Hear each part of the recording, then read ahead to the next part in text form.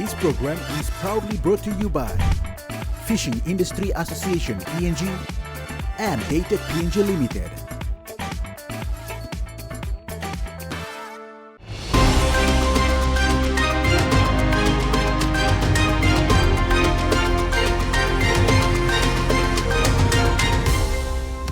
Good night, viewers. I'm Malcolm Waira, and welcome to another episode of Infocus.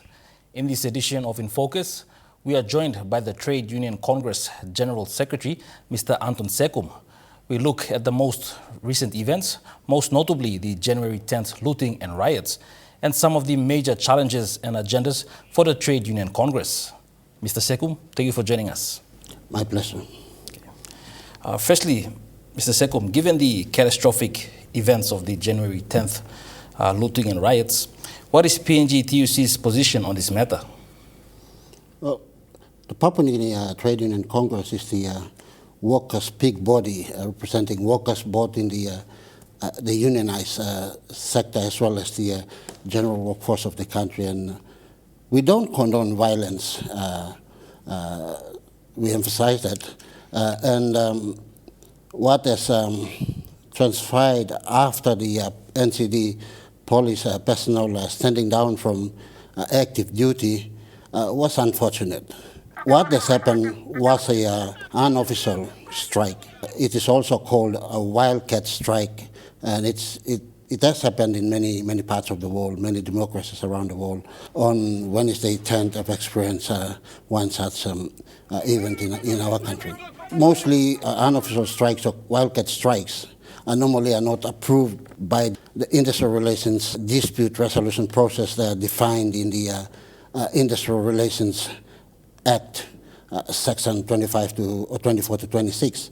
There are defined processes that needs to be followed when there is a grievance amongst members of a working group in an employer organization.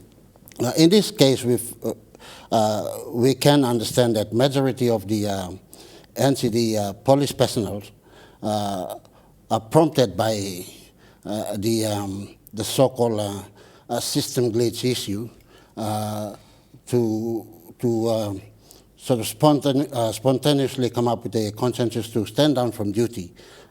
Instances like this, usually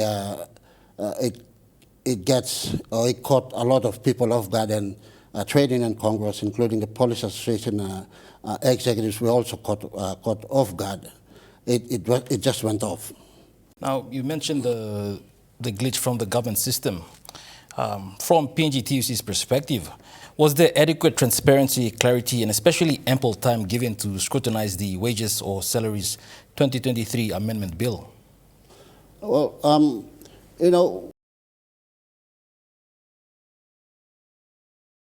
to the dependent rebate addition of Parliament, that kind of we see it kind of flow through to implementation on the system, which is now being rejected as not being implemented. When you or at that parliamentary level, when any policy decisions that were to be taken that will impact on take-home pay, that will impact on matters that's directly to do with workers, consultation must take place. There must be some sort of a consultation, and there is a process set by the Industrial Relations Act through the National Tripartite Consultative Council. The government should consult with the employer group, not just the workers, the employer groups and the worker groups to find out the impacts, what would be the outcomes if a policy decision of such are implemented. In this case, the dependent rebate was recommended in 2015, added by Sen Nagara Bogan. And it was there on the table for the last 8 years. It should have been at some come across the consultation table for all parties, the key stakeholders that participate in the economy to deliberate on, what are the impacts, what are the positive impacts, what are the negative impacts. So we would have the fallouts. Unfortunately, the decision was taken in Parliament, which was later, as we all know, has been downplayed, that it has not been implemented yet. Yes. As you mentioned, the government has alleged that this was a glitch within the Alesco payroll system during the transfiguration process, which was responsible for the over-deduction on the salaries of disciplinary forces as well as public servants. They've recently tasked the Department of ICT needed to be done prior to the transfiguration to avoid such a case. Look, we miss you. There is suspicions that the confidence level is not what it was before the system glitched. And so how do we kind of restore that confidence? That should be the question.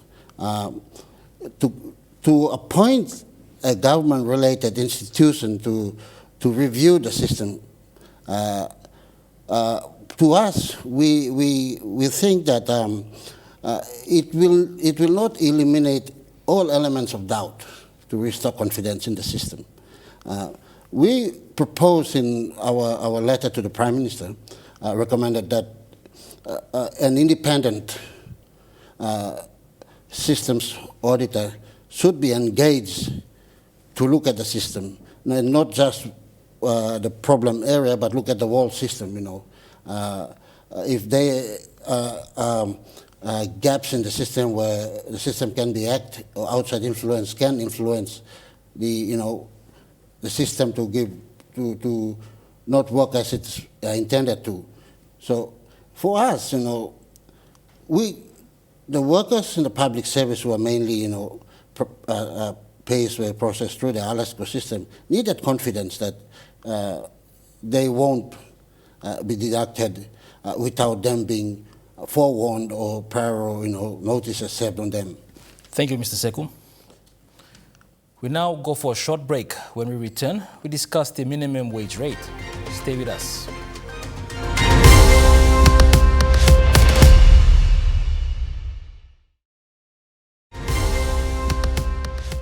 Welcome back to Infocus. Now, Mr. Sekum, the PNG TUC has recently called on the government to review the minimum wage rate, which was last done in 2014 and has resulted in increases to currently 3.50 per hour. What should be the minimum wage rate as per the PNG TUC's assessment? With this question, let me start by thanking the Prime Minister, Honorable James Marape, for the commitment to review the minimum wage rate this year. We applaud him for that frankness in making that announcement. The minimum wage determination, that the current minimum wage determination was expired in July 2017. Since then, we have been making a number of calls to the government to convene a minimum wage board to review the rates, given that inflation has severely eroded the purchasing power of the kina. That call has been renewed since 2017, and finally something's going to happen this year. Our view is that we are proposing 10 kina 50 toea per hour. Now that's subject to negotiation. As you know, you wouldn't want to propose an amount where you're going to also affect the hand that feeds you. Employers provide jobs, and not all industries are profitable. The cost to business varies in different sectors. So if we are to consider something that will at least reduce the gap, the margin that inflation has eroded the purchasing power of the kina, we think 10 kina 50 is reasonable. Again, as I've said, it will be subjected to a lot of negotiations. A lot of variables are at play that will be considered, and the board will consist of the tripartite groups of the economy. That includes the employers, the workers, the government itself, community, churches, women representatives. So there'll be all sorts of argument to justify that. But what is certain is that the minimum wage rate must increase. Now, for the benefit of our viewers who may not know, what would the composition of the minimum wage board comprise of? The minimum wages board is an ad hoc board. Only the chairman, appointed by the state, is a permanent individual on the board. The rest of the board is made up of representatives nominated from the employer group. The last one, we had 2 from the employers, 2 from the workers group. One is a church rep. We have 1 from the community, representing the community, and a government rep. So basically, that is the mix of the members to the minimum wages board. Apart from the minimum wage agenda that's been pursued by the PNG TUC, what other agendas have been pursued by the PNG TUC, especially in regards to the protection of workers? We are putting pressure on government to look at the labor legislations that we have in the country. The pace at which we are traveling to modernize those legislations is abysmal, the least I can say. We have, labor legislations like the Employment Act, for instance. It has taken more than 20 years to review. The act was enacted in 1976. It needs to be updated to the changing landscape in the world of work. It has not. Many of the provisions of the act is inferior to labor and more favorable towards the employers. So this was one of the key pieces of legislation that needs review almost ASAP. There are others as well. There are more than 20 different pieces of labor legislations that we have in this country. They all need to be modernized, reviewed. They must be reformed to reflect the modern economic landscape. Are the institutions that currently govern the labor rights and labor laws, have they been effective? That would be referring to Department of Labor. I just mentioned something about the review of the labor legislations. The longer the time it took, and we still have not fully reformed those legislations. That, I guess, reflects on the effectiveness of the state agency that is in charge of labor matters in this country. A lot of things that we experience as industrial organizations representing the rights of workers and advocating for their welfare and benefit experiences, rather, not one that is, would like to, I would like to discuss here, but to be honest with you, a lot of things are not working with the Department of Labor and Industrial Relations. It needs an overhaul. In the last meeting that we had with the Minister for Labor, the incumbent Honorable Cassie Sawang, she had a good ministerial plan to revamp the system, and it is our hope that she maintained the ministry and carry through a plan.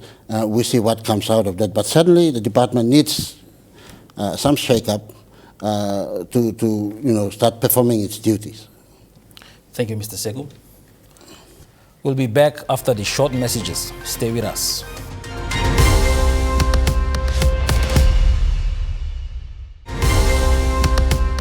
Welcome back to Infocus. Still with me in the studio is Mr. Anton Sekum, General Secretary for the PNG Trade Union Congress. Now, Mr. Sekum, given the high cost of living related to inflation, do you feel that the government intervention, such as the 2024 budget family relief package, has it been adequately assisting Papua New Guinean families? That can be measured by the number of basic goods 100 kina can buy off the shelf at the shops. If you want to get the feel that it did some reliefs for families, I'm afraid what is said is far removed from the reality. If you consider, an average of 5% inflation from 2014 up to the projected inflation for year 2024 at an average of 5%, all up is 55%. If you take off that 55% off from your net take-home pay, that is the real value of the kina that will buy you goods in the shop. So the reality is that on paper and what our leaders are saying, there are reliefs that's been transmitted through the family relief packages. The reality is not what they say, and you will find today across all forms of media the overwhelming, opinion, the outrage out there is about the cost of living. Rentals. I mean, I don't need to go down that trail, but the collective voices of the people today is about the cost that they had to, pay to live through to the next fortnight. We can't compare those who are in the urban centers to the rural population to find relief in there. The reality that those hard hit are the urban population who are contributing almost 80% of the state revenue back to the revenue back to the state, and they deserve some care from the state. Now, in terms of job creation, do you feel that the current interventions by the national government are based on sound policy advice, and where do you feel there can be more improvement in? We know a lot of our children coming out of school, unfortunately, will not go anywhere in terms of further studies.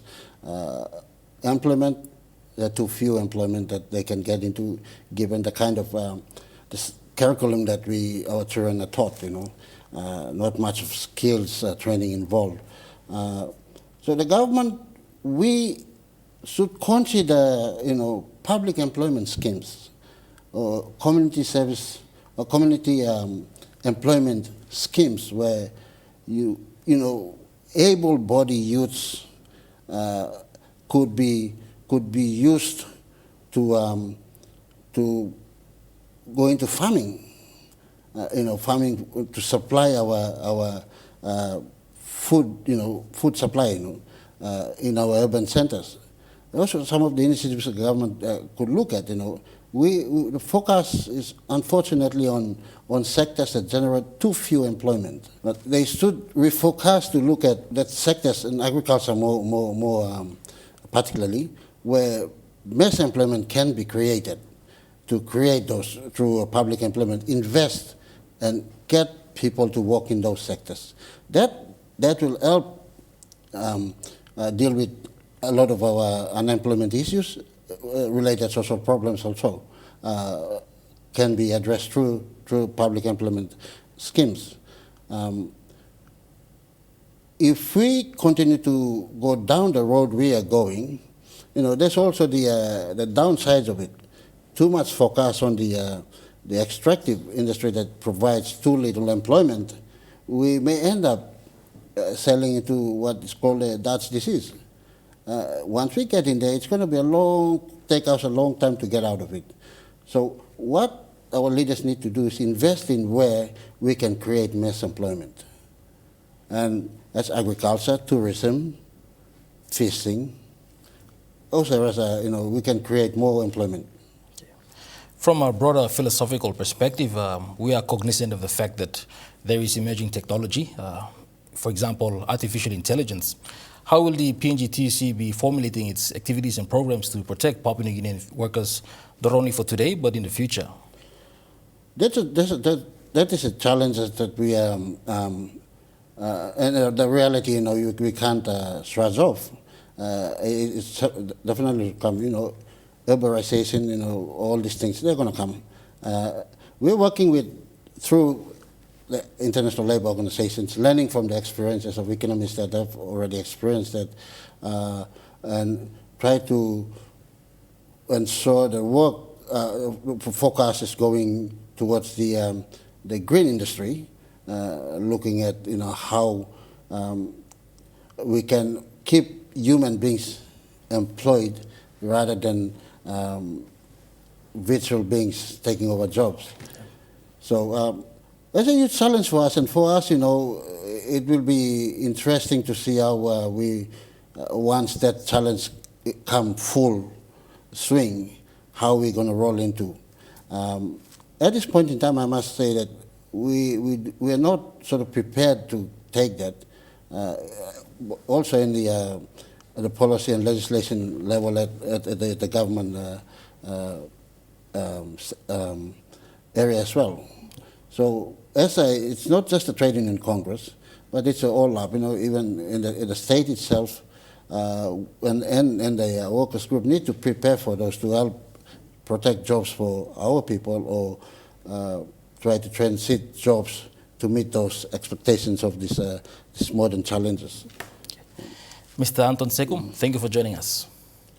Thank you, Mr. Wyra. From the entire Infocus team, thank you for joining us tonight, and do join us again next week Monday for another episode of Infocus. Till then, good night.